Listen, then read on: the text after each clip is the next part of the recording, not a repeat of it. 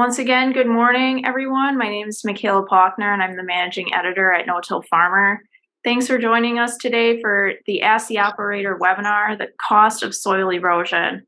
A&I Products is our 2023 Conservation Ag Operator Fellowship sponsor, and we thank them for their support. Just a few things I want to mention before I ask today's panelists to introduce themselves. On your screen, there's a control panel with a Q&A icon. This is where you can submit questions at any time during the presentation, and I'll be taking those as they come in and posing them to the panel. We are recording today's session in the event that you want to share it with your neighbors, any farmer-led groups that you're a part of, or anybody else. And finally, while the basis for today's topic is the dust storm crash that killed 7 people who were driving on I-55 in central Illinois last month, the purpose here isn't to point fingers at farmers who are still using conventional tillage. Our goal is really to have a productive conversation about how all of us here today, especially those of you in the audience, can use our knowledge about the benefits of soil saving practices to prevent tragedies like this from happening again. So with that in mind, I'm going to hand it over to Loran Steinlage, our 2023 Conservation Ag Operator Fellow, and kind of the lead on today's conversation to get us started with some introductions. Good morning, everybody, and thank you, Michaela, for helping put this all together. It's kind of a somber day today. We're mobile today. We're heading to Ohio. I think most of you know why we're going. I want to start out with that today. You know, I'll go back to May 1st. I remember the minute Dave called that day.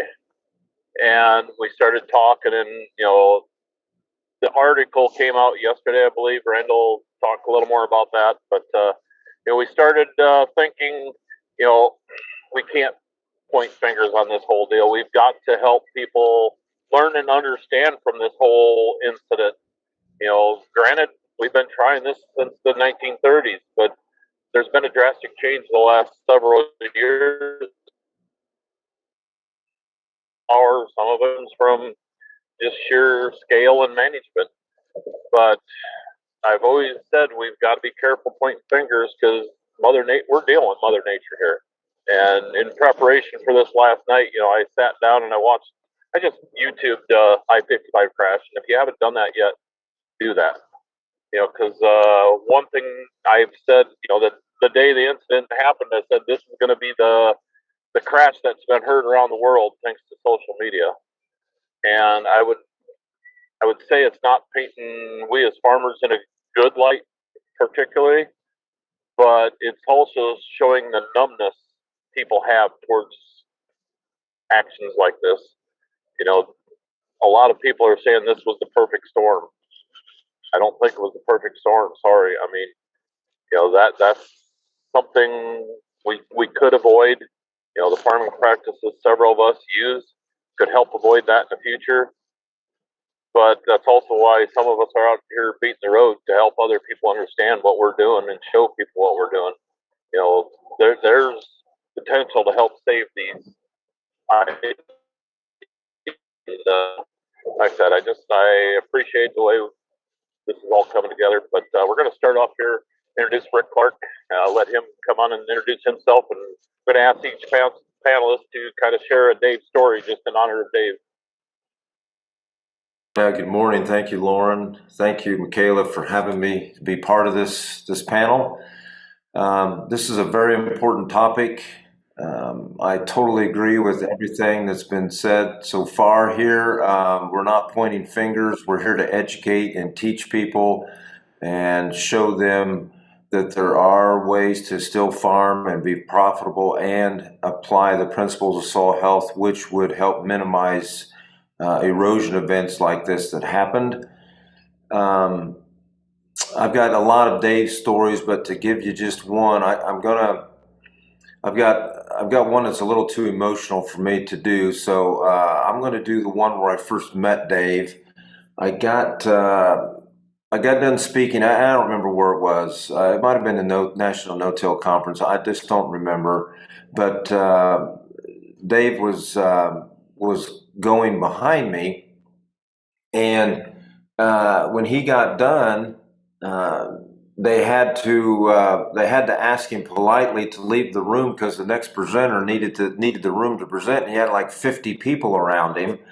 And Dave would stay and wait until every question was answered. And so the whole group moved out to the hall, and I'm out there in that hall, and I look over and I see, what are all these people down here doing? And I get a little closer. I see it's Dave Brandt. I get it. So I just kind of stay back, and I'm talking to a couple of people, and Dave gets done, and he's walking down the hall, and he's coming right toward me, and he stops, and he looks over at me, and he says, "Great presentation you did today. I'll be in touch." Okay. All right. So I don't know, a month, 6 weeks later, I get this phone call. Of course, I don't have Dave Brandt as a contact, so I don't know who the number is. I answer the phone, and he says, "Hi, you probably don't know who I am, but this is Dave Brandt." I'm like, "No, Dave, I know who you are. Everybody knows who you are." And anyway, he's like, "Your presentation at the No-Till conference was so good. I'm asking your permission to use a couple of your slides." And I'm like, "Dave, you can use whatever slides you want to use." So when you get a call from the godfather of regenerative ag, and he's asking to use a couple of your slides, that just meant the world to me. So unfortunately, I did not know Dave a long time. I really only knew him about 4 years, but in that 4 years, it sure felt like a lifetime. So we're going to miss Dave, and Dave would want all of us to carry on what we're continually doing, and to not point fingers at anybody, but try to help educate and teach folks on how to implement the principles of soil health. So thanks again for having me here. I appreciate it. Thanks for that, Rick. And I think, Michaela, it's safe to say we're going to put the link to Rick's podcast from last week. We did a very nice memorial tribute to David Brandt. It was just neat to see how that one come together. You know, it's not about the pitter party or whatever you want to call it. It's remembering Dave is joy. You know, every time I think of Dave is the laugh. And as I said that, I bet everybody just heard Dave's big old roar in his mind. So, Randall Reeder, it's your turn. If you want to go ahead and introduce yourself and give us one of your many Dave stories. Okay. Well, yeah, I'm Randall Reeder. I retired from Ohio State University, where I worked as an extension agriculture engineer since 1979. I retired in 2011, and since then, I'm continuing doing some of the things I was doing before. I'm the executive director of the Ohio No-Till Council, and Dave Brandt was president of that organization for 14 years, and he was on the board all that time, close to 30 years. I'm also more or less in charge of our conservation tillage conference. And by the way, on the various events, we've obviously had Loran and Rick both on our program speaking. They're very popular speakers. I go, well, more than 30 years working with Dave Brandt. He's always such a well, as I mentioned, I've been putting on conferences and field day events. Anytime I needed a speaker on no-till or talking about cover crops, I just called Dave.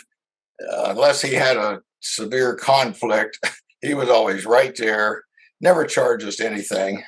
Now I know he speaks across the country. That's a little different matter. But right there in Ohio, he would do anything for us. A comment since his death,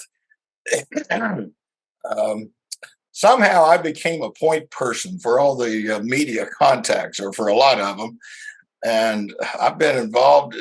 Just to give you an overview, NPR did an article on Dave, and I saw it on that it was on Georgia NPR the other day.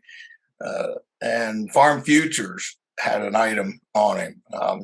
Jennifer Keel, who writes for Farm Progress, has a terrific article. It's already on their website, and it's going to be a print version later. So, and local TV stations. So anyway, just to make that point, and then the reactions when I would post all those articles on our Facebook pages or send it out by email to people that I knew, and just the reactions from people who read that information has been amazing. Not surprising, but amazing. The tremendous reactions to the legacy of a David Brandt. I'll stop with that. I think you bring up a very good point, Randall. We should probably take a minute to remind people. One of the key things I've been stressing on this whole deal is we need to respect Dave Brandt, the family, the legacy, and all that. So, it has been made aware there's scammers out there and stuff like that. So, make sure if you're going to do something, you talk to a trusted person or source. And Randall, Ohio No-Till Conference has been named one of those sources. No-Till Farmer has been one of those sources. No-Till on the Plains, I believe, is another. But again, just, the man was a living legend, and people are going to try to latch on to stuff like that. So let's keep that in mind as donations and stuff like that. Make sure they get to the right places. With that, I'm going to turn it over to Rick Catespear from Southern Illinois. There, kind of close to where the accident was. So welcome aboard, Rick. Thank you. More central, just north of Springfield. The accident was just south of Springfield, about 35 miles away from us. Which is local. That's right in your backyard there. But I can remember going to Dave's. We had my wife and I traveled over there with a couple of close friends, and Dave would put us in his vehicle, and we'd go drive around looking at his different fields, and he would just, the typical Dave laugh. You'd come out of these fields and you're just amazed at what's going on in there, and he would just laugh and start explaining it to you. And I got his number. And this was probably 2 weeks later. I had a question, and I called him up, and he immediately answered. And it just shocked me. And I said, Dave, do you always answer your phone? And he said, well, yeah. He said, if you didn't need me, you wouldn't call me, right? And that just is typical Dave. He was always there for everybody. I like to say he was a good man, but he was a better friend. He really exemplified what a leader in agriculture could be. And his family is honored, and I think they're going to do a great job of continuing with what Dave has started here. Thank you for that, Rick. And I mean, you brought back memories. 2012, I think, was the first time I showed up down in Gaffell, Illinois. And I after Dave passed, thought of it.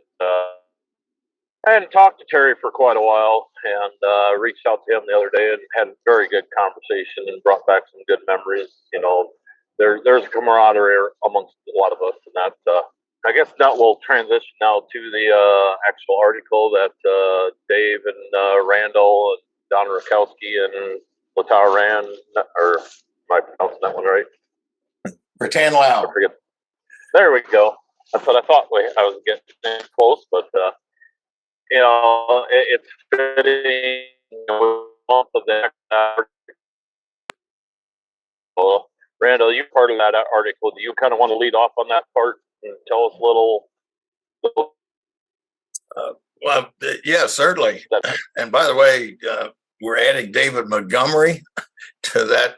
Also, we've got comments in there by Bill Richards, who was formerly chief of SCS in the early 90s when it evolved into NRCS. That article, the background of it was, as soon as I heard about that accident, I sent out an email to 4 or 5 people, and I don't know if this, I'm not going to publish this title, but the title of subject line was I-55 death by tillage. That's a little bit too severe probably, but that did get some people's attention. Well, that email, and I think I included Mike and Frank Lessiter on it, and And then we added Don Rikoski, and that was the beginning of what became the article that Don Rikoski took the lead on. He wrote a draft, and he wanted to get a farmer's view. And well, Dave Brandt just came to mind as being ideal for that. And I happened to be in the neighborhood and stopped at Dave Brandt's farm on May the 8th.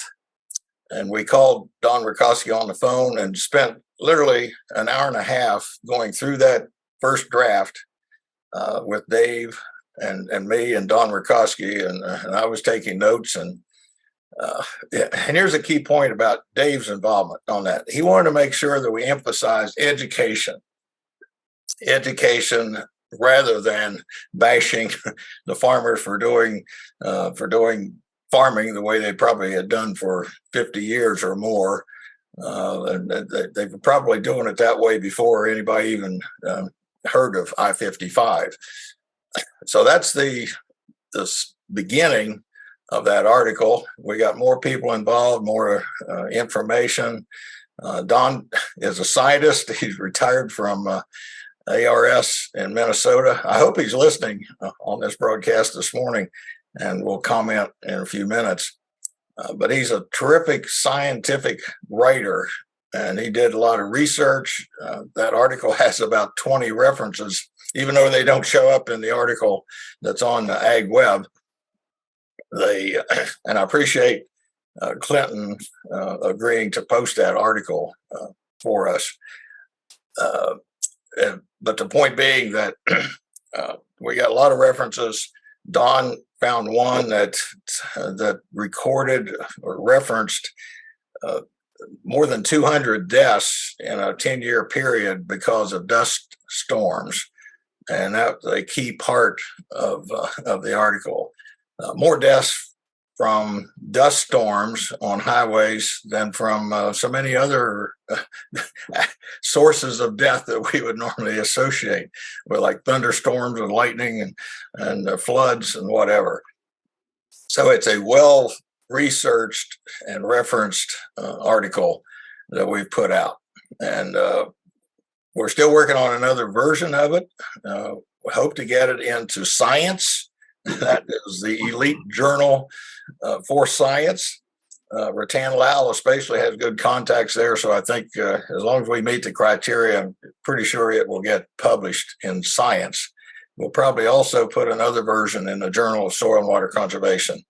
So it's going to get widespread. And let me come back to that key point about that Dave Brandt, about education. Farmer to farmer education is the ideal way to go. I've added a comment that farmers would much prefer listening to a successful farming rather than a university professor. That you guys like Rick and Loran both Ricks have such impact, and obviously, well, it makes sense that farmers like to listen to success stories and are more likely to follow that advice rather than results that come from plots that are 50 feet long on research farms. So I'll stop with that. Does that answer provide what you were looking for, Loran? Well, I think that's a good start for the conversation. And my mind is just running wild as I'm thinking here. I keep going back to what's changed. And when I watched some of them articles last night or on the YouTube there, they just, every one of them talked, well, they're plowing the fields. Well, I'm driving across Illinois right now, and they're not plowed fields. They are conservation tillage fields. But what I keep going back to my mind, what has changed in the last several years? Just in my own neighborhood, I was pretty proud this spring of seeing how much change has happened. But then you have the extreme circumstance, where the high-speed disc and stuff like that run. And, you look back, some of the tillage tools now, you put a 600-horse tractor on an 8 mile an hour is doing way more damage than, 5 mile an hour with a moldboard plow and that. And it's hard for some people to understand and grasp that. So coming back to the education component, how do we help people understand that the difference? Because we're just pulverizing the soil with some of these practices.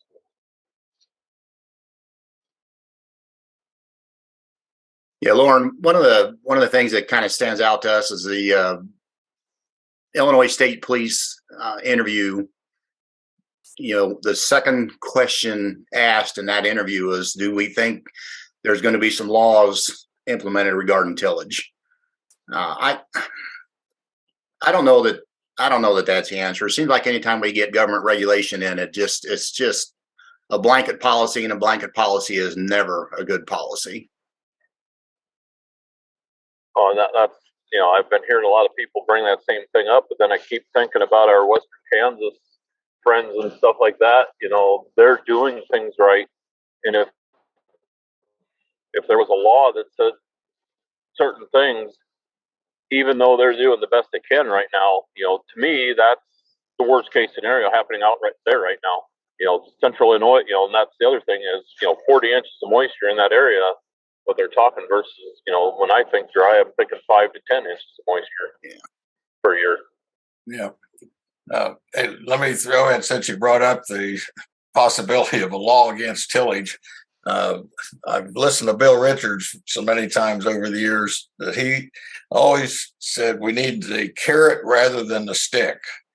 And the carrot would mean changing farm policy, change the farm bill so that there's more carrots for those who are using conservation agriculture, the no-till and cover crops and crop rotation, but especially the no-till and the cover crops, that they should have some incentive, and use a number that Jim Mosley has put out, $50 an acre to $100 an acre benefit to those who are doing farming the way we're talking about here this morning. And again, to quote Jim Mosley, if farmers doing this conservation agriculture received $100 an acre and their neighbors weren't getting anything over a 5-year period, that those neighbors are going to see the advantage and they're going to make the switch.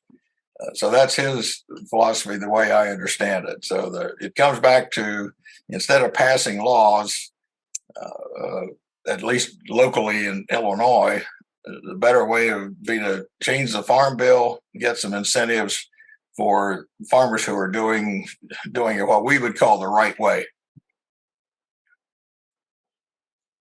Go ahead. Go ahead, Lauren, and then I'll. I keep going back to in 30s, it didn't. We didn't see much reaction from the government until it landed on DC. That dark May day or whatever that was. And that's why I bring up. This was the accident heard around the world instantly versus social media. John Q. Public is seeing all this, and when you see almost 100,000 views on one video within a month, the public is seeing that. So we're in the spotlight. How do we help others navigate out of this? That's the challenge. I keep going. Go back to that May conversation I had with Dave there. We talk removal rates and that when we're talking about nutrient reduction and that, but how many nutrients are up? That we're allowed 5 tons of soil loss and stuff like that. The whole title of this was the cost of soil erosion. Well, if we're losing 5 to 10 tons an acre, and that's very doable in that kind of storm, how do we start factoring that into some of our planning and stuff? We have an interesting comment and question from Lance that I would love to hear each of you respond to. He asks, what is wrong with pointing fingers, beating around the bush, and not addressing the elephant in the room for the past several decades led us to this crash and will probably lead to another? I guess I'll tackle that one head on. I mean, have you ever insulted anybody into doing something positive? I don't see the purpose. I've got front row seats to it right now. If I try to tell family members they're doing wrong, they're just going to ignore you. And I mean, people have been ignoring some of what's going on. And it's even the carrot and stick. We've been offering incentives. We've been doing stuff like that. But it's much better to, if we could step back and help everybody step one step forward versus shocking somebody into doing something different, that's going to leave a bigger impact than any insult will ever do. And, for me personally, if I can change something on 1,000 acres of my own, that's a little wave. But if I can start affecting somebody, one little increment on 10,000 acres or 100,000 acres, that's going to do so much more good than that shock factor, I guess. And, some of that I would say is the current mindset. We've got the Howard Sterns of the world and stuff like that. People listen to it, but how long can you sit there and listen to negative aspects? Yeah. Go ahead. Go ahead. I was in that camp. I was ready to sling mud. I was ready to throw barbells. I was in that camp initially. And the same thing Loran is talking about. You can't force somebody into doing a situation. It's got to be a willing process. I kind of see this as an opportunity. This is a very large farmer that was involved in part of it. There's other land involved there. It wasn't all, to blame on this particular individual, but this is an opportunity for somebody who's had something tragic associated with his farming operation to step up and say, listen, I am a leader of this farm community, and a lot of people watch what I do. I'm going to show what I can do. I'm going to take a couple small steps here, and maybe I can help in the future.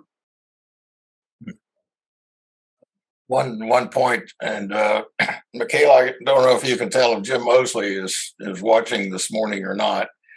But I'll give you a quick example from him, and he can jump on and elaborate.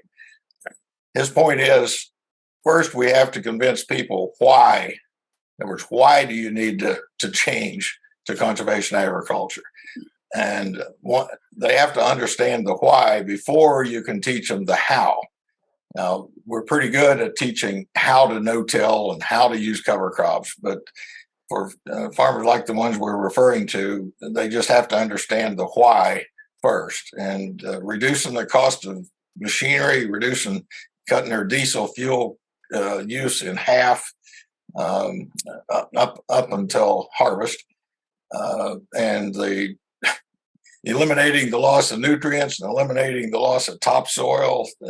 All these are so many different factors that we have to show this is why you need to change, and then we can talk about and teach them how to make the change and make it successful.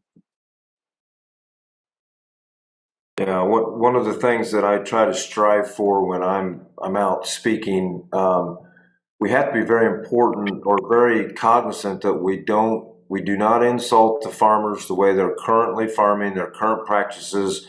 And I also do not walk into the environment and I shove down their throats the way we farm. That's not what this is about. We try to show all of the variable aspects of this, and then hopefully that farmer can take one or two pieces from that conference. You got 5 or 6 great speakers there. Let's take one or two things from each speaker, take them home, and then let's try and implement a little bit of change on the farm.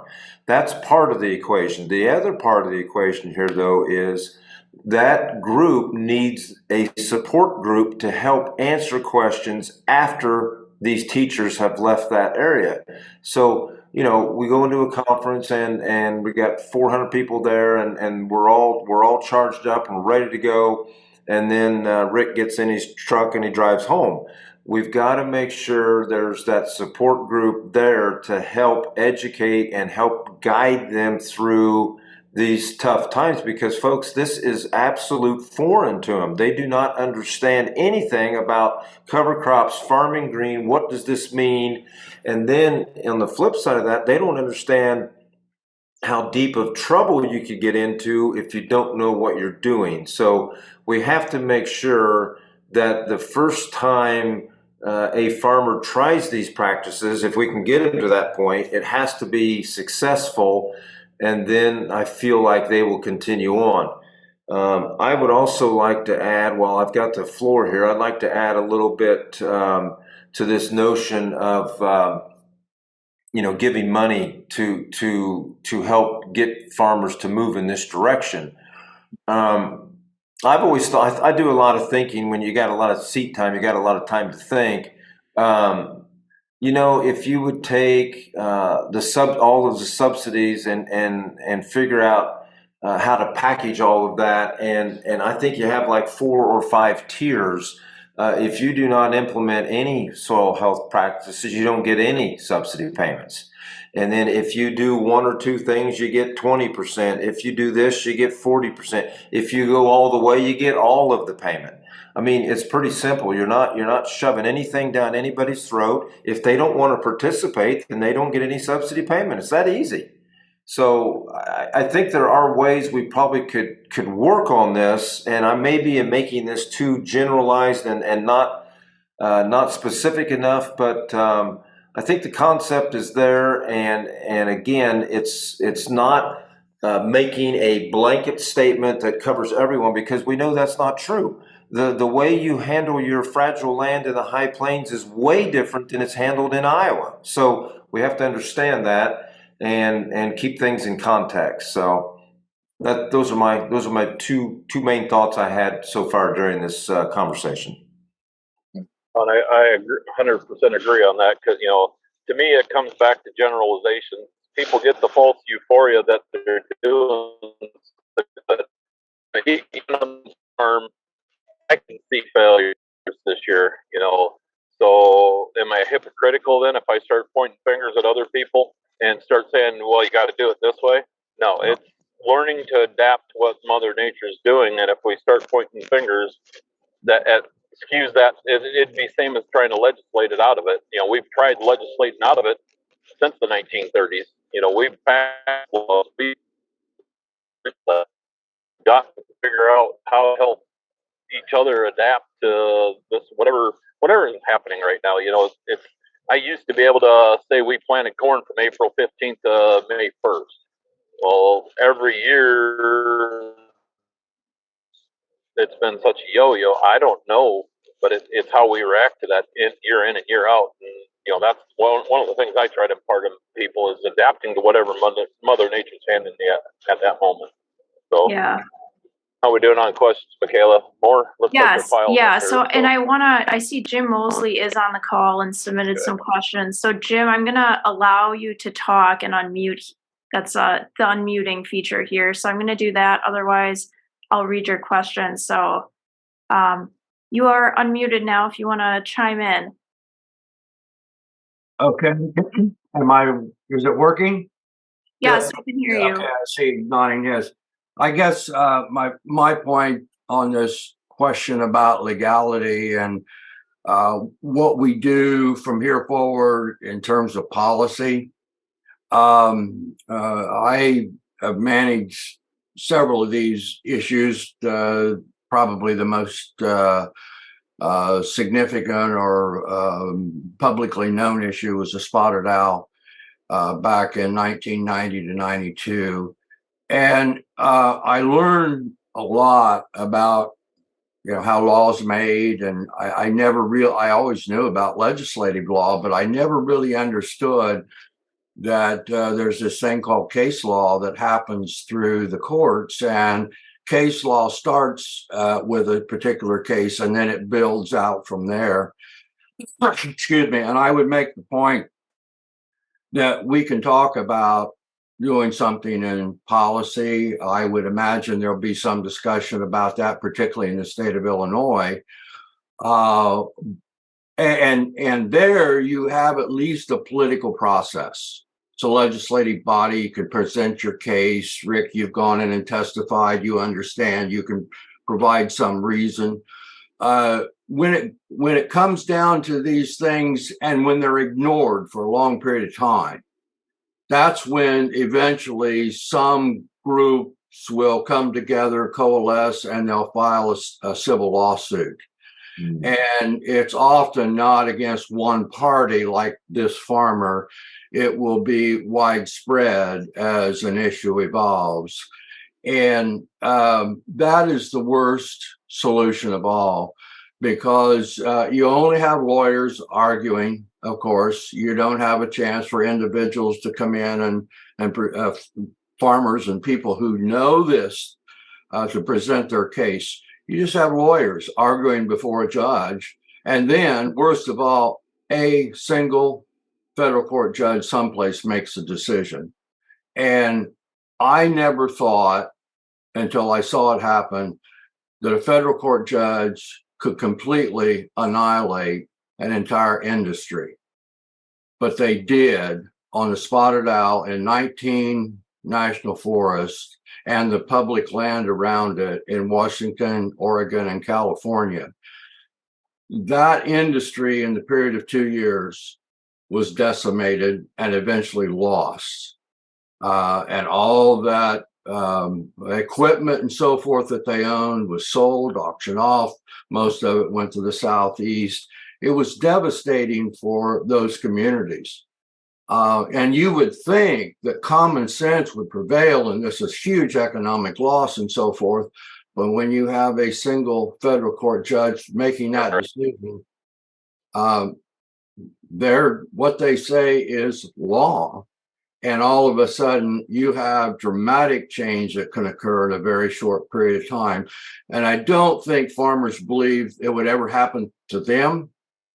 But I predict that at some point in time, it will.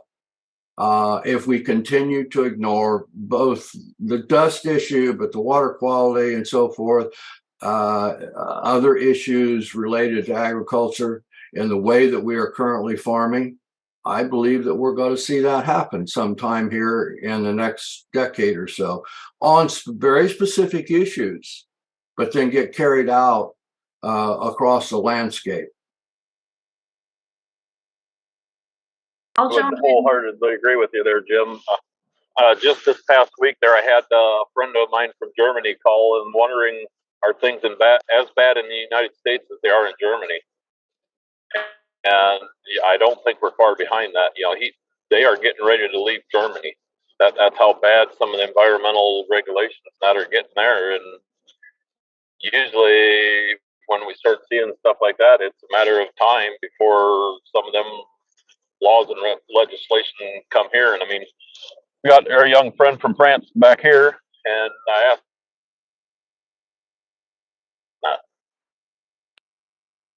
asked, Loran, we're losing. that's why I'm so adamant about. Sorry about that, but anyway, next question, I guess. Well, I think kind of to build on what Jim was saying, there's a couple of questions here that directly relate to that. One, talking about laws, and this question in particular says, don't pass laws, but pay farmers to do the right thing. Why should the public pay for that, and why would they want to pay for that?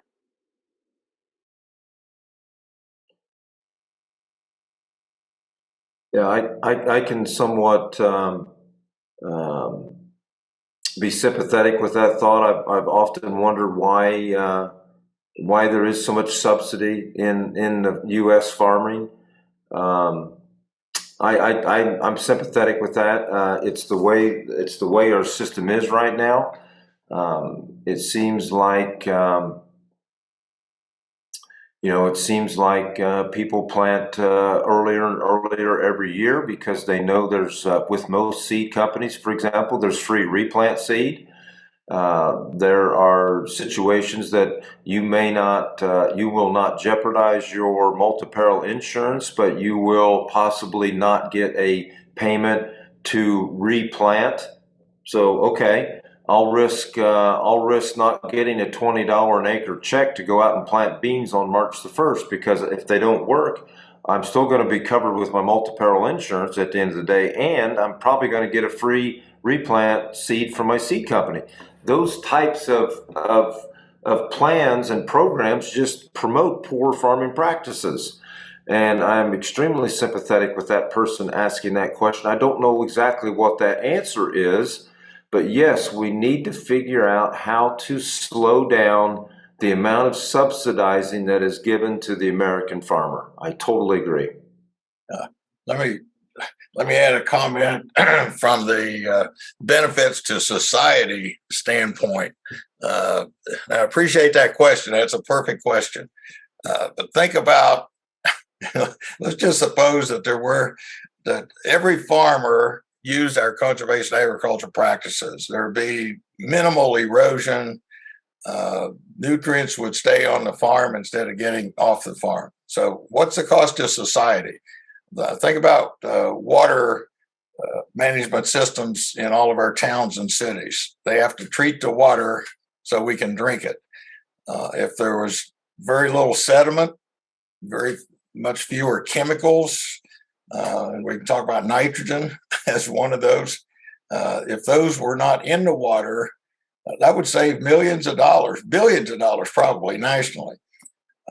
Think about after a 4-inch rainfall, all the runoff that fills the ditches along the highways. Think about the cost, and probably a lot of culverts get plugged up, and there's flooding that's contributed to because of all the runoff from farmland. Think about that cost, just the cost of cleaning out the ditches, as one quick example. And there's others that you can think of. Well, since we're talking about dust storms, think about air quality. We have a Clean Air Act, I think it was in 1972, and the EPA still tries to increase the value of that. But anybody who's around my age or even close to it knows that there used to be places, Pittsburgh, for example, where there was just smoke in the air all the time. Other cities near where I grew up, where you had odors from chemical plants and whatever, and now you don't have that.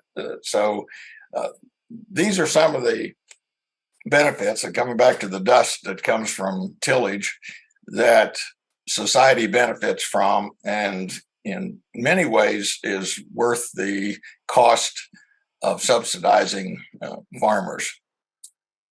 I guess to bring some of that full circle, how much of that is due to programs and stuff like that? A lot of our programs right now contradict each other. Some of the cropping practices we're doing make us ineligible for crop insurance and stuff like that. Well, now they passed a waiver, but we've been through the waiver. It's not what it's cracked up to be in that. We constantly got to keep working with people to try to figure out the fit. And some of the university data just don't back up. One negative study, everybody will cite that, versus all the positive data we can share as farmers. And it's just a continual cycle. How do we counteract that? Yeah, I don't know if everyone knows who I am or what I believe in, but we've not had multi-peril crop insurance now. This will be the 5th year. We're not in any programs. We're not in ARC or PLC. We're not playing that game. We believe in our system. We believe in the way we're farming. It's all built around the pillars of soil health, and it can be done. I'm reading through some of the comments here. Douglas, I apologize if I give your last name wrong. Douglas, I'm going to go Doty or Aldi, I'm not sure. He's right. Now, I did not do CSP, but I did do EQIP, and EQIP is exactly what it was intended to do. It taught us how to learn to start to use cover crops. It helped pay for those cover crops. I believe, if I recall, I think it was even enough money to plant those cover crops. So it's basically a zero risk sum at that point, and then you learn from those cover crops, and then you graduate out of that program in 3 years. And I've been trying to, whenever I get a chance to visit with Chief Cosby, I try to tell them we got to raise that equip timeline up to 5 years instead of 3. We need to make sure that everyone's well educated and understands, and then they can go out, they get their wings and they go out and they fly on their own. And then I also want to add in that, yes, these field days, these conferences, these farmer-led groups are hugely important. I often go to the great state of Wisconsin and I look at what they've done. The last I knew, and Tony could correct me here sometime if I'm wrong, last I knew there were 41 farmer-led groups in the state of Wisconsin. That's incredible. These are organizations that are put together by the farmers themselves. They teach each other, they learn off each other, and when you bring a number of people together, like 10, 15, 20 people together, you can conquer and divide, all the testing you want to do, and you can get to your results way quicker than you can if just one person was doing that. So there are many, many examples of the success that these concepts are having, not only in the United States, but around the world.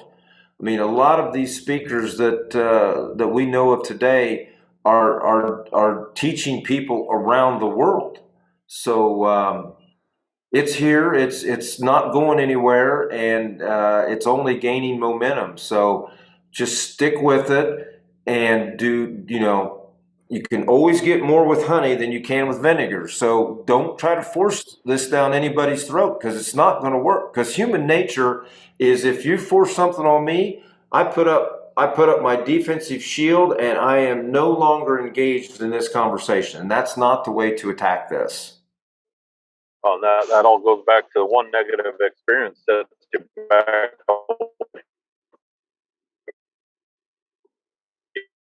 Lauren, we lost you again.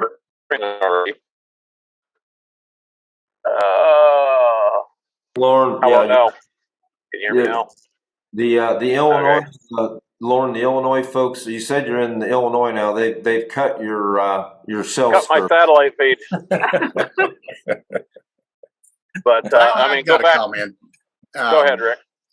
So, with all the social media and everything that happened with this, associated with this wreck, one thing that overwhelmingly came out in the comments, that people are in support of agriculture.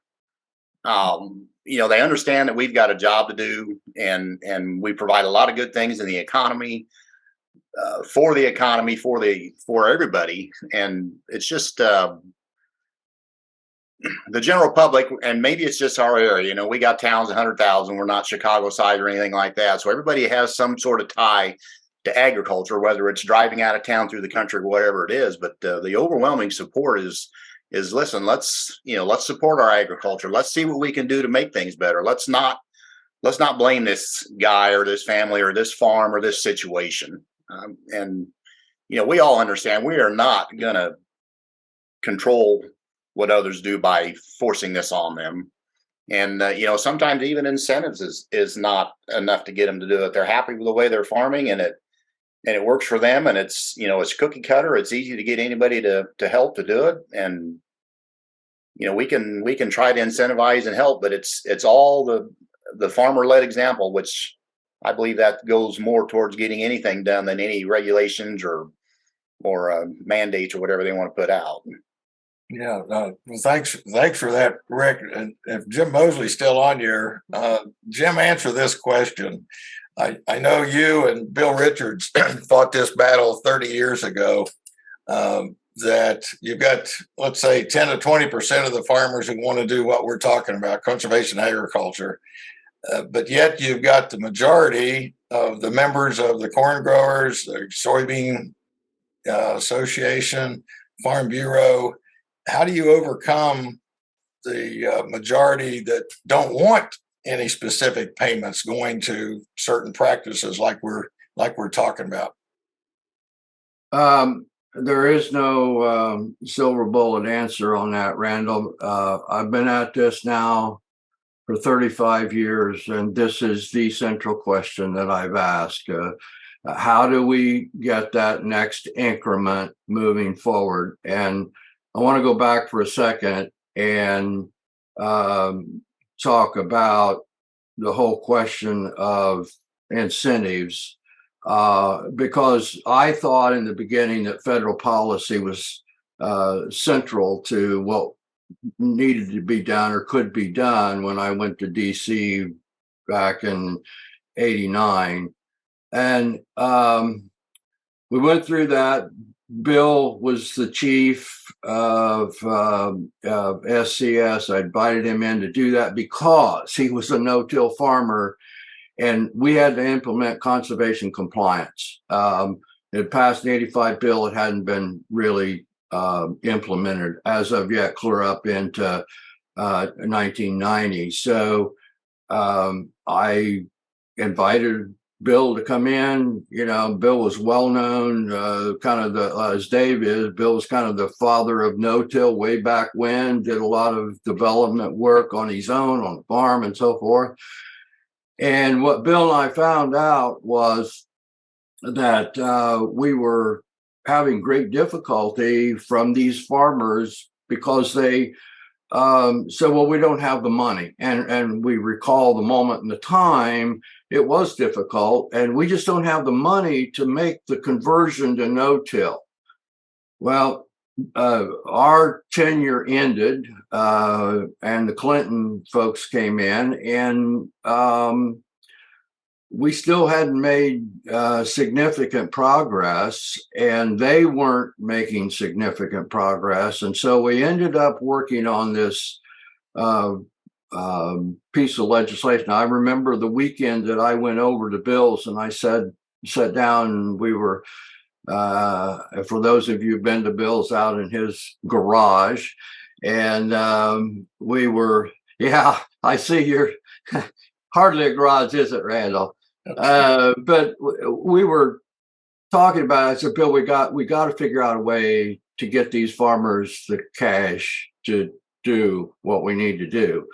And of course, we both left federal government. How in the world do you do that now? Well, I found out it's actually easier to pass legislation when you're outside of federal government than it is when you're sitting inside as an undersecretary. Okay, so we wrote this little thing called, I call it Environmental Enhancement Incentive Program. It got changed to EQIP, but we got it through NASDA. The point was that at the time, that accelerates implementation. And I believe it did. And Rick, you kind of helped make the point, and I appreciate that it was an incentive that if you wanted, it moved you forward. The question, though, remains is how do you get these individuals that are recalcitrant in doing this to pick up the ball and look at it? Well, you kind of move forward. And I have to say, I've kind of turned sour with all my experience on federal policy, although it can have impact. I won't say that it can't have impact. But that's the reason why I suggested to Randall here a while back, if we could just get to critical mass, which is, I think, 35% of the farmers, 40% maybe, doing this, all of a sudden, the positive economic returns that you all here know are there will be so compelling that this is going to move forward. So I've been through the war for several years and come to the conclusion that it comes right back down to the farmer, and economics always rule at the end of the day. And so my hope is that we can just figure out a way to get from about 5% of the fellows that are really doing a top quality job up to 30, 35%, somewhere in that range. And then we begin to see it move forward simply because they have to. Hey, Jim, real quick, totally agree with you, but I'm not even sure you need to get to that 30 to 35%. That tipping point may be more like 15 or 20. I won't disagree. I don't know where it's at. I picked out, 30%, but I do know when you look at the bell-shaped curve, you've got to get well up that slope someplace in order to get enough individuals that are looking across the fence and saying, wow. And not only looking across the fence, they know in their mind that that farmer is making more money, doing better, and the societal benefits that come from that.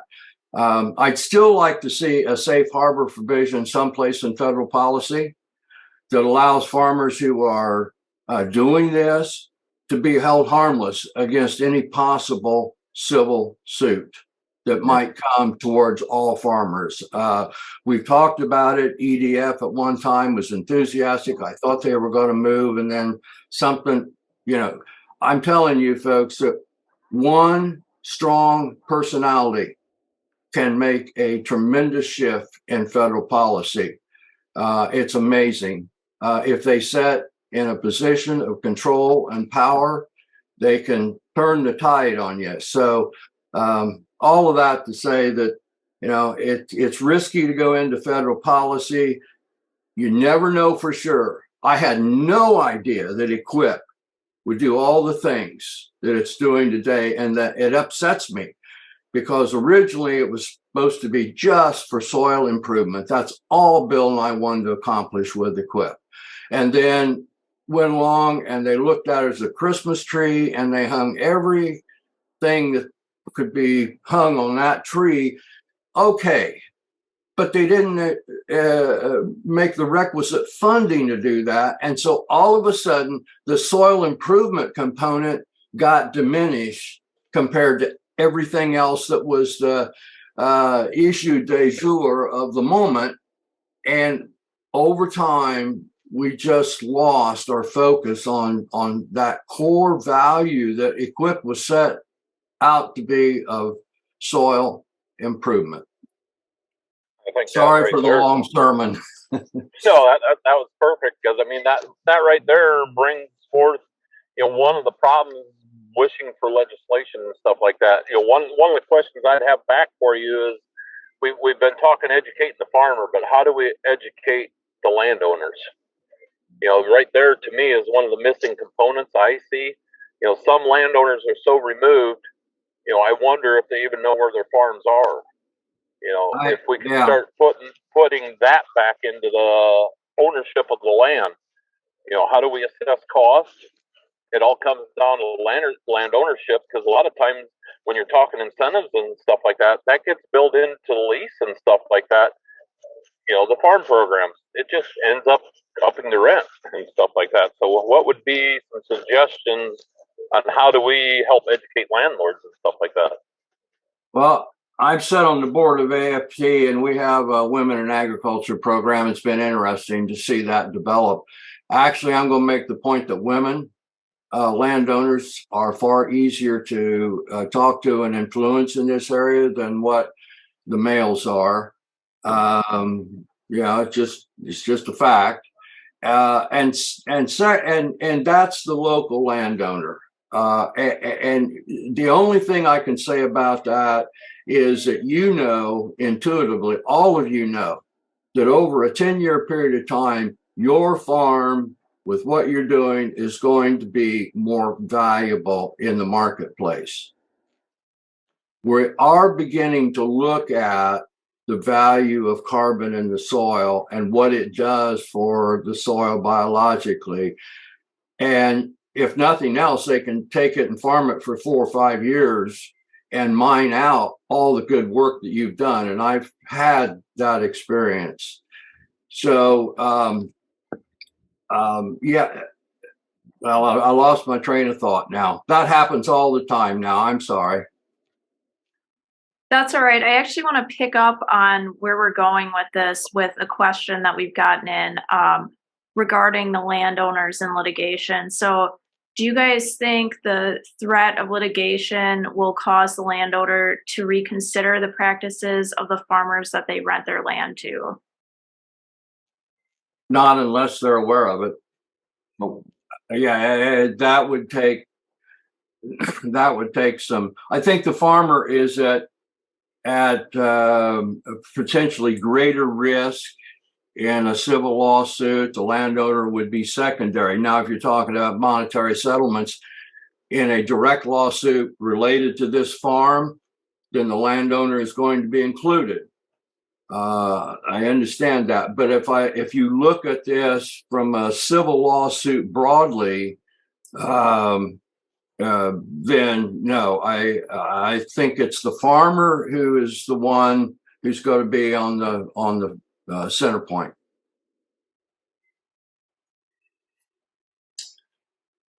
Any additional comments from the panel?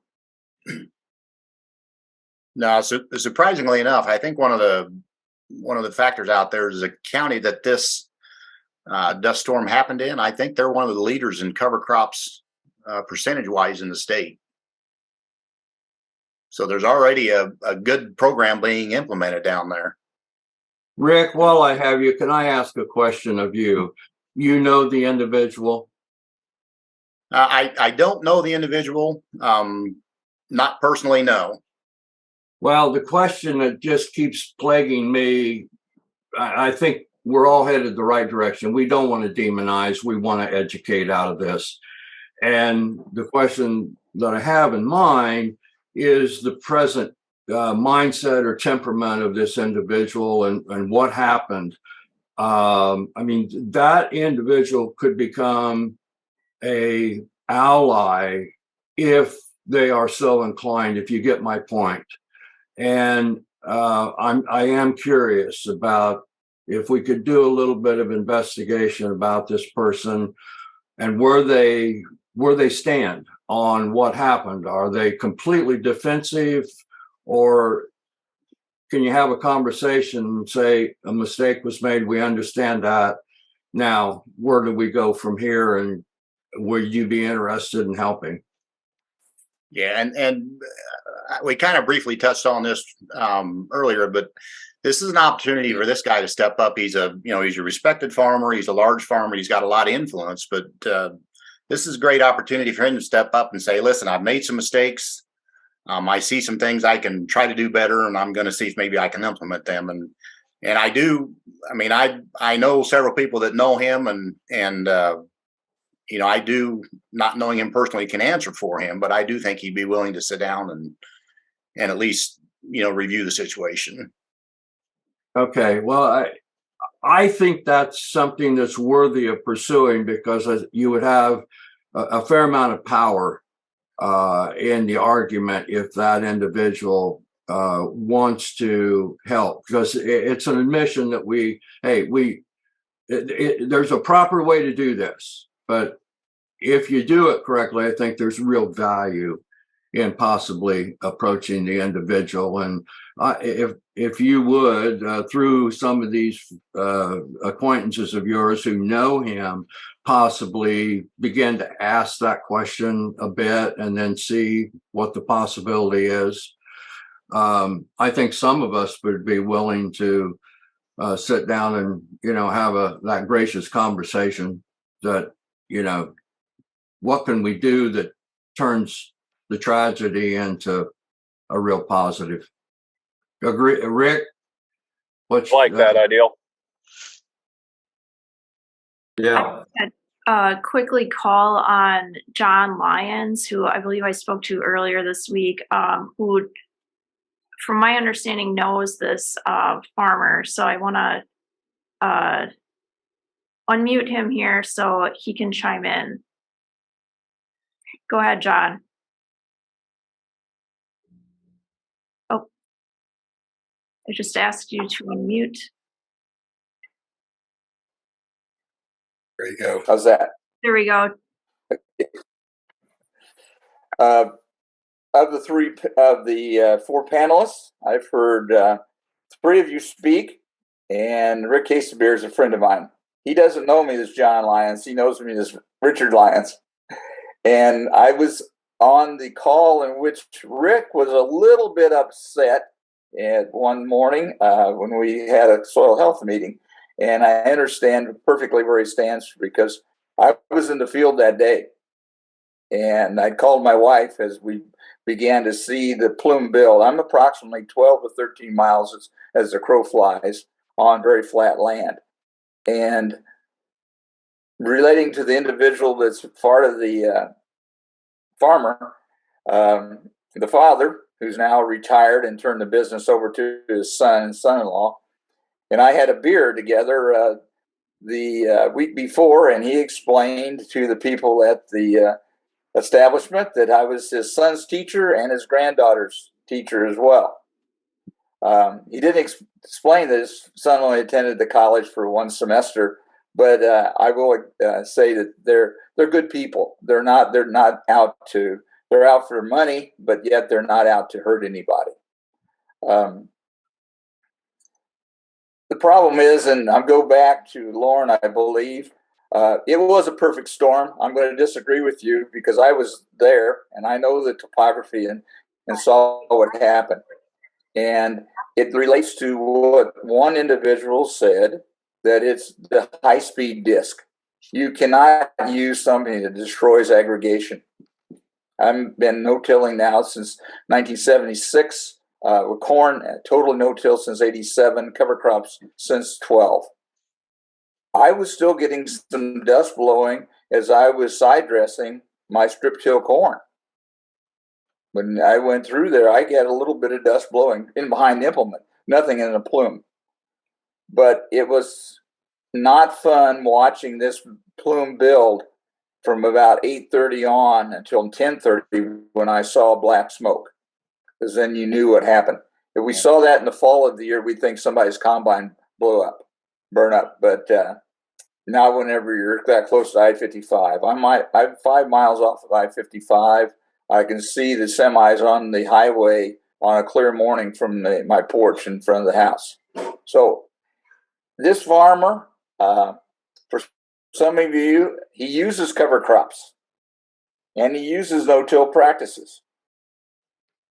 But he's forced to do this because he farms land owned by City Water, Light and Power in and around Lake Springfield. But he does not use these same practices out on his general farming operation. Both the father and the son would be receptive to have someone speak to them, but it's got to be someone that they respect and someone that is knowledgeable about what's going on. Randall, Rick, Loran, you don't live in the area. Right. That's the difference. Rick and I are small farmers, but yet Rick brought up a point. I started in 12 when 100% covers in the 14 is when my 100% covered. When ADM came out with their program this fall and their cover crop initiative last fall, I called 8,600 acres of farmers to get involved. And that's why Montgomery County is one of the leading counties in that program. Because my neighbors, I just called my neighbors and said, here's another $10. Right now on some of my ground, I'm up to $25 an acre in subsidies from companies, and also includes crop insurance, the pandemic crop insurance. And I think that's the answer. It is involved in the farming program. And one of the things, the safety net we have is great. But if you tied cover crops and no-till or conservation practices, and I don't like to use the term conservation tillage because that's an oxymoron to me. But I think that we tie this to crop insurance, where a person who uses no practices gets just the protection of what the basic rate is for catastrophic for their county. But everything else is tied to the practices you use, and you get a percentage reduction. It's a lot better than looking at it as a subsidy, because the public is not interested in subsidizing farmers. Subsidies always come up when I'm in my discretion with urbans. They don't like to subsidize food stamps. Why would they like to subsidize farmers who are have incomes of hundreds and thousands of dollars a year if you're very large in a good year, and yet crop insurance protects you well enough that you still get that kind of income? They're not interested in that. So I think the way to work around this is through federal crop insurance. That's one. Two, back to the original comment, I intend to see the farmer and his son. As I told him, Michaela, the week after, I delivered 166 letters to the legislators, hand delivered them to their office in our legislature, calling for the passage of the bill for soil and water conservation districts to begin the process of educating the farmer to avoid this tragedy ever happening again. Thank you. Good. And yeah, and thank you for that description of the farmer and the cautions about who and should approach. But I would certainly hope that somehow we can find a way to reach out. We don't want to hurt this. And it wasn't just this individual, as you indicated, that plume built over many acres of land.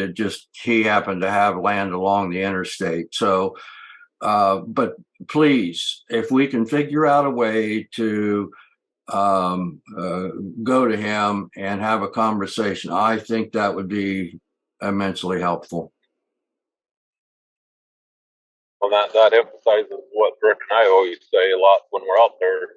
You know, we can help point you to certain things, and I'm glad you called me out. That's why I say when I watch, when I refer to the perfect storm, that was what the TV reports are saying, and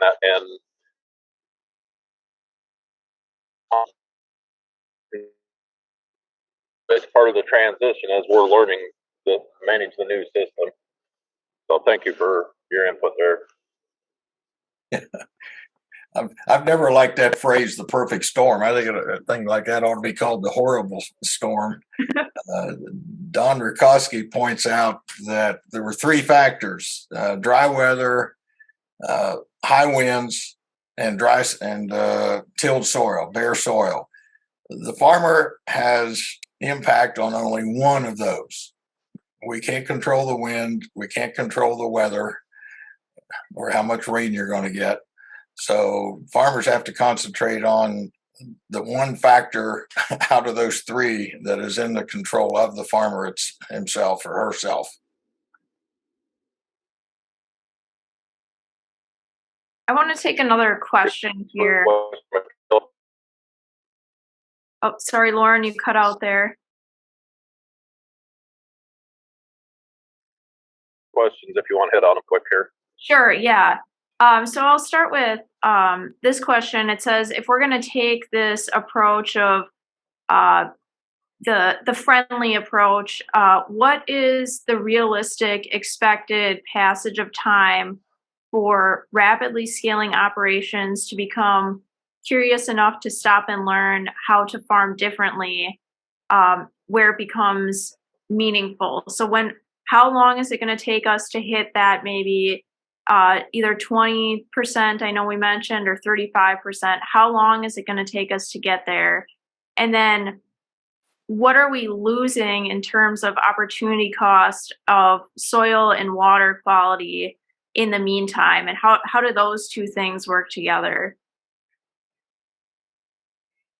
Those are great thoughts. You've got a very good audience on here today.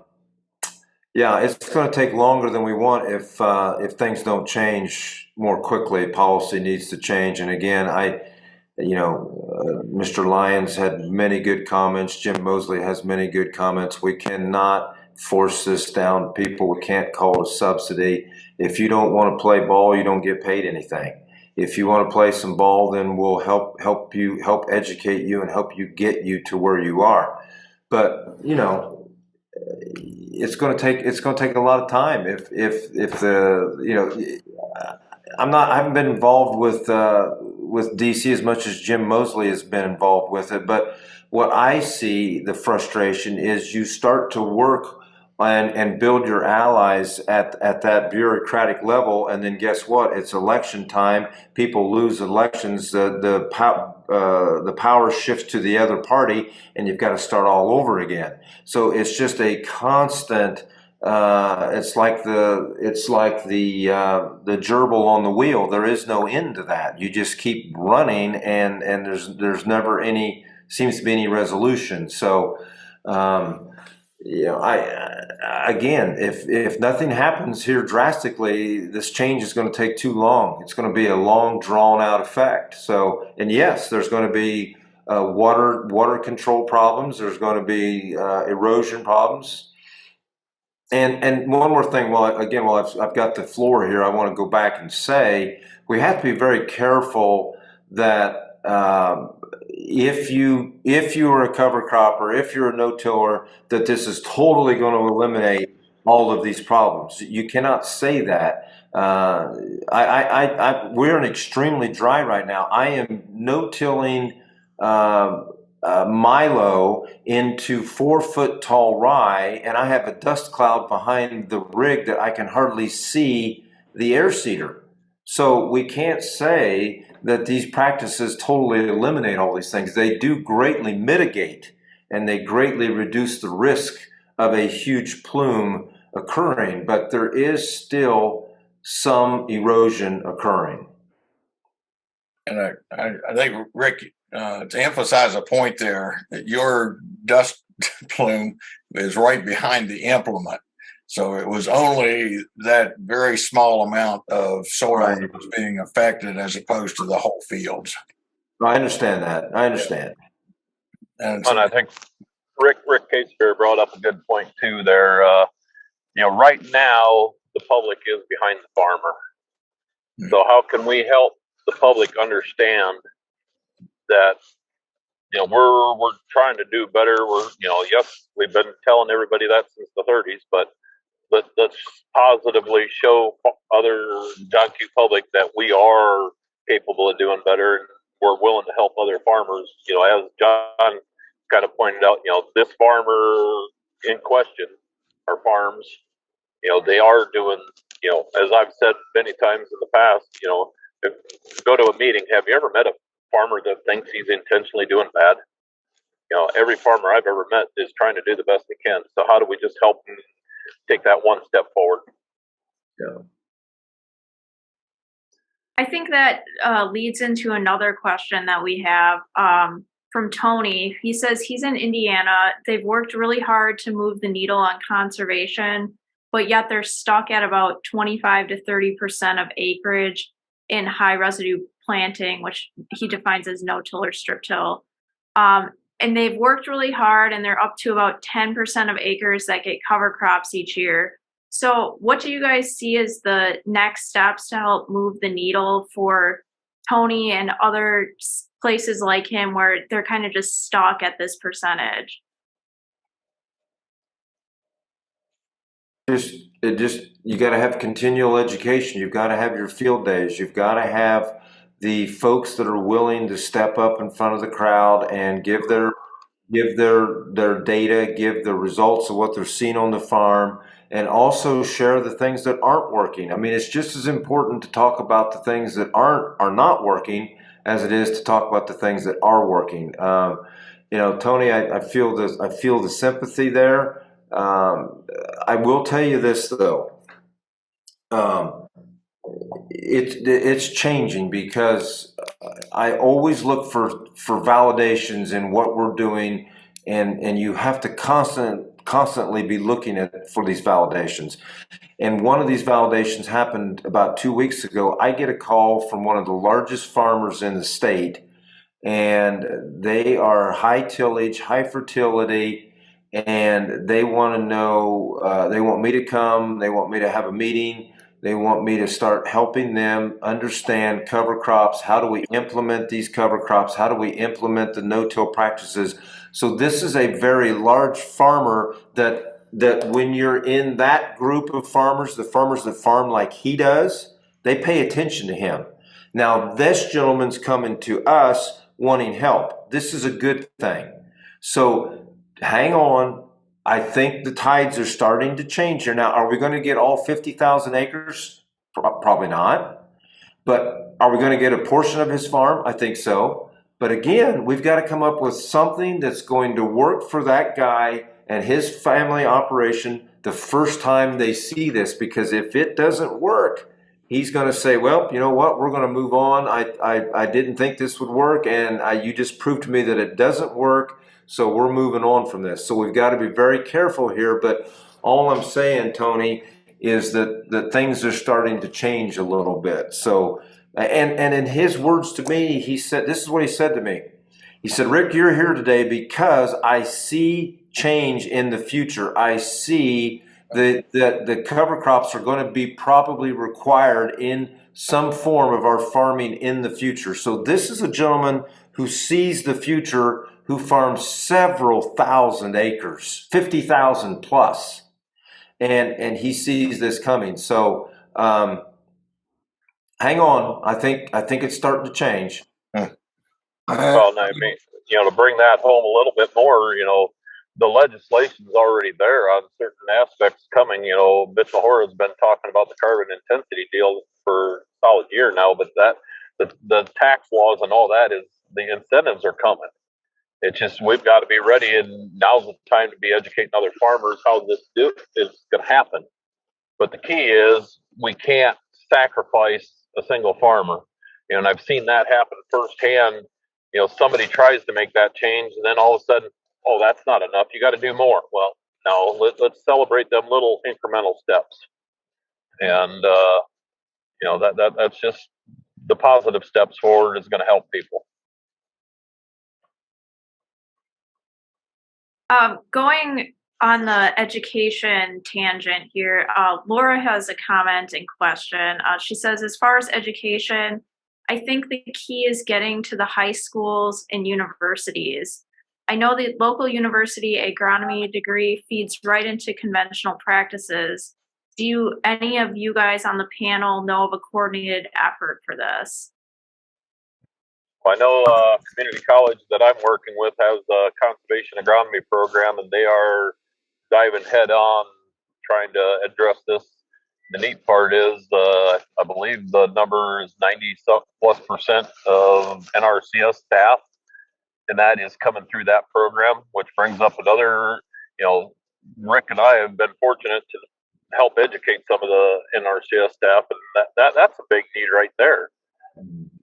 When you start to address thinking about some of the training on some of these students, the meeting we had at Rick's last year, we got told, we probably should have brought it down to the level, this is corn, this is beans. These are the people that are working with farmers, and we need to go all the way back to that and help educate on that aspect.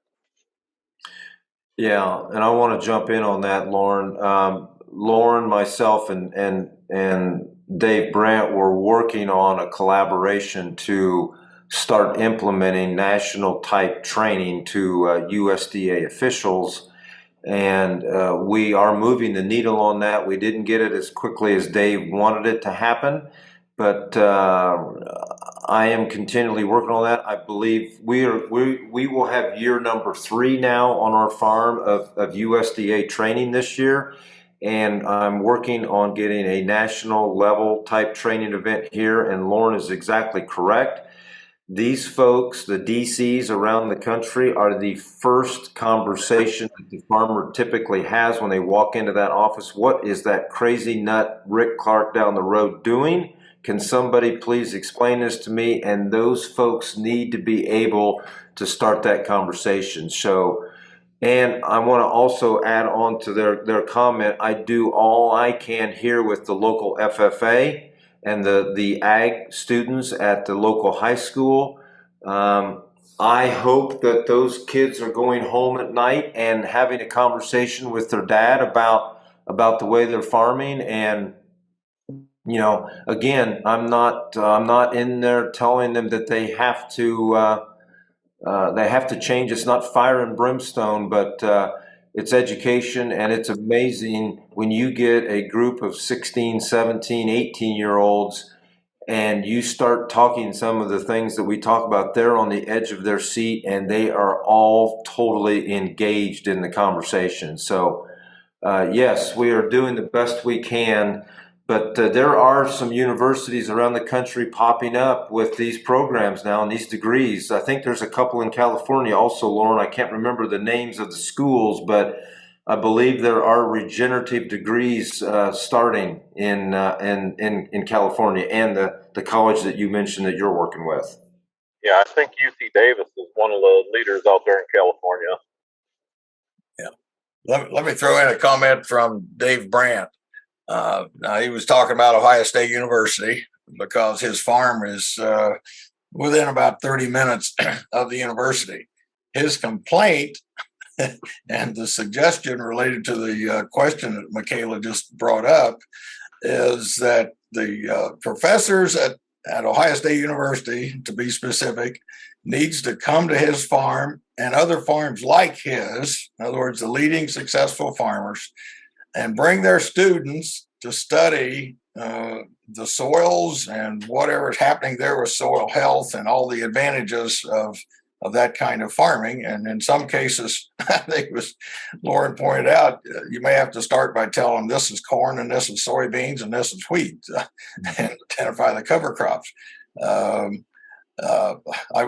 won't say it's just Ohio State University, and Jim Mosley can pop in. I think he had a similar comment about Purdue in some ways as well. So this should be a general view across the country that we need to get our university professors in agronomy, especially those of us who work in an extension with soils and machinery. We need to get out on the farms, the successful farms, like the 4 and 5 who are on this program right now, and see what successful farming looks like. And this should be taught as the way we need to be doing it now and definitely in the future.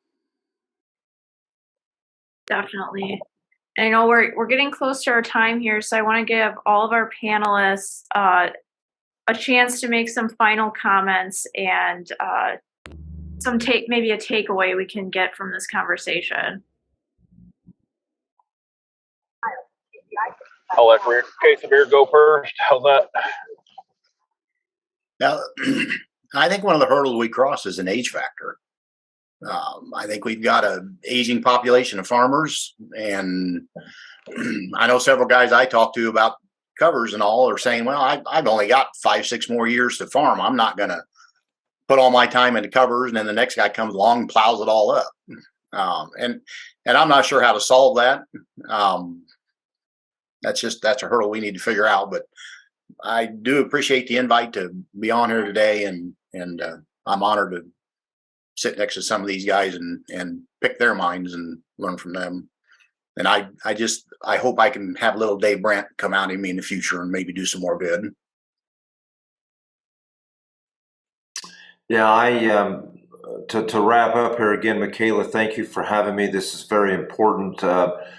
This is honoring Dave's wishes and what Dave was all about, and I could sense I mean, I didn't know anything was going to happen as drastic to Dave as it did, but in the conversations leading up to that event, he was preparing us for the future, and he wants all of his disciples here to keep moving forward, and that's what we're going to do. And I am extending my help if whatever I can do. If Mr. Lyons would like to reach out to me and ask, I can come over and try to give some support. I know you mentioned that I'm not in that area, but I'm not very far away. So any way I can help in any manner that's feasible to me and my schedule, I will do everything I possibly can to help. I'm right there with you, Rick, and we're pretty mobile. We'll be there if we can help. And I guess I'll leave you all with this little thought. It ain't much, but it's an honest living. And as Dave Brandt said, he just planted a seed. It's our turn to help water that seed, and nurture it, and keep it growing. All right. Here's my closing comment. We've been talking about farmer to farmer education. Think about the programs that we have coming up. In Ohio, we've got our annual Big Field Day, August the 17th, up in Northwest Ohio. We've got a conference early December, an annual conference. And Michaela, you need to throw in, there is a thing called a National no-till conference, which will be in Indianapolis, and I think that's January 9th to the 12th. And there will be plenty of farmers speaking on that program, plenty of opportunities to network with other farmers. And it would be great if more people listening to this and others who should be should be listening to all these great comments this morning attend the National No-Till Conference. Yeah, we would love that. And like Randall said, the National No-Tillage Conference this year will be, I should say next year, 2024, will be January 9th through 12th in Indianapolis. So everyone is invited to attend, and we hope to see you there. I'd also like to mention 2 other resources that No-Till Farmer has. I'm going to send a link to our No-Till Farmer email discussion group. There's been a lot of really great discussion in the Q&A while our panelists were talking too, and our goal with this email discussion group is to exactly what's happening here happen in your email. So I'm going to send that link out. It's a network. We're up past 250 people who are signed up, so that's 250 people you can learn from all over the world. So I just sent that out, and then I'd also like to mention that if any of you on the webinar this morning are involved with any farmer-led groups and you would like support from No-Till Farmer in terms of materials, we have tons of special reports and can offer different things in terms of working with your group, and our marketing department would be more than happy to help you out with that. So you can reach out to me for more information about that, and I'll get you connected with the right people. So with that, I would like to thank all of our panelists for spending an hour and a half with us this morning, and same to all of you who attended on the call. Great discussion, and I'll post that discussion in the link to the recording for this webinar, in addition to Randall's article, which we talked a lot about at the beginning. So you should see an email with the link to this recording within the next 48 hours. And again, if you have any questions or issues, you can reach out to me. I'd like to thank A&I Products too for sponsoring the 2023 No-Till Farmer Conservation Ag Operator Fellowship. And once again, thank you for joining us. So hope everyone has a great day and keeps up the momentum from what has been a really inspiring conversation. Thank you, everybody, for joining us. It seems fitting. We're just crossing I-55 right now. So, can I add a comment about the celebration of life for David Brandt is tomorrow. That's Saturday, June the 3rd at the Brandt Farm. The address is 6100, number 6100 Basil Western Road, Carroll, Ohio, if you want to get that into GPS. But that'll be tomorrow afternoon. I know that's where Loran is headed right now. And there'll be several others, plenty of others that are celebrating Dave Brandt. And another comment, I've noticed there are maybe 40 people that had comments, many of them, Michaela, that we didn't get to reference, but I appreciate all those comments that came in, even though we didn't get to speak about them specifically on the air.